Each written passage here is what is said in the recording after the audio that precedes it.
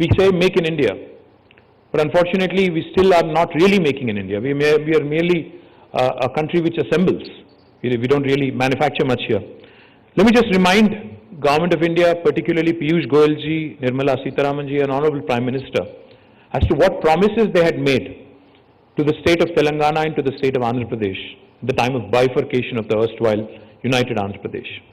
We were promised, the industries in both states were promised special incentives to further, create employment opportunities for our youngsters in these two states. It has been 6.5 years. No special incentive has been given. No announcement has been made, even though it was embedded in the AP Reorganization Act. An act is statute. It's a law. And if Government of India does not honor its own promise made in the Parliament, who will? I think that's a question that needs to be answered, that needs to be addressed by Government of India. They have also promised, the previous Union Government, UPA, had announced information technology investment regions in the country. One in Hyderabad, one more in Bangalore, I think one more in Vizag, another one in Odisha. 6.5 years, no decision gets made. No discussion on whether or not they will move forward with ITIR. And eventually, the Honorable IT Minister comes for an election campaign here and then goes on to announce that it has been scrapped.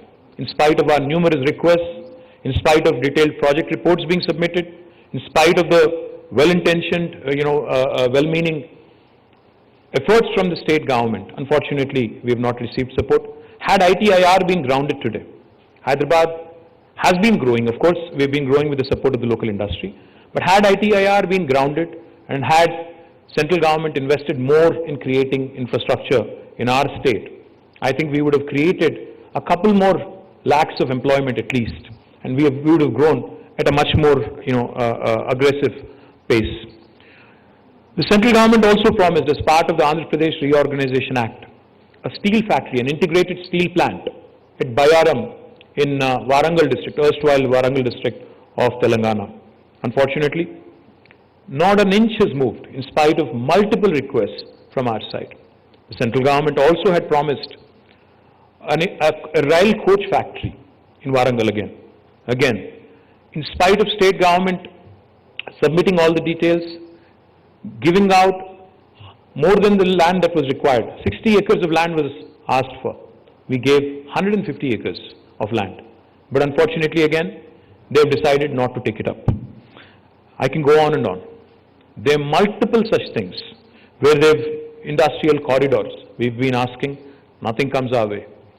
High-speed rails, Hyderabad does not find its place.